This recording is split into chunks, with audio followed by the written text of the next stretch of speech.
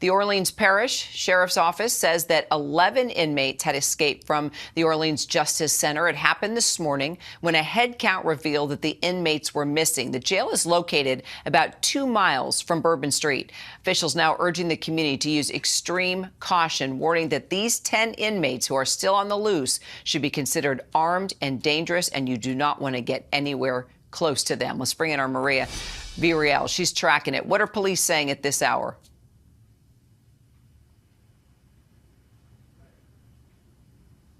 You know, Kira, there's a lot of information that is still unknown coming from law enforcement. Obviously, we know that this happened this morning, as you mentioned.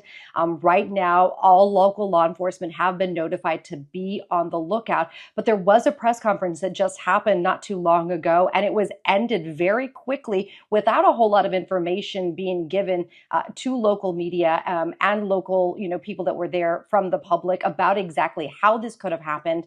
And why it was that they didn't alert the public for several hours after really recognizing that this had happened, that this escape had happened, and that so many people had been that had gotten out. What we do know also that is that one of the inmates has been caught, but there still are several other out on the loose right now. And their charges is what people really want to know about. What exactly were they in jail for? What should people be aware of?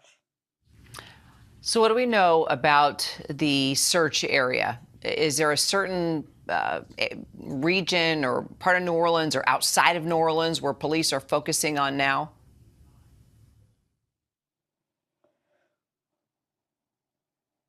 I think that that is definitely the case. As of right now, they have alerted, the entire state just as a major precaution, right? That's normal in these types of situations because you never know where these inmates might have family, where they might go in order to try and be protected, to try and hide themselves, obviously. But what is very concerning to the public, I've spoken with a number of restaurant association people in the region in New Orleans, near Bourbon Street especially. I asked them, have they been alerted? They said, yes, they do know about this, but only by local media reports. Obviously, they are getting a better idea of who these people are.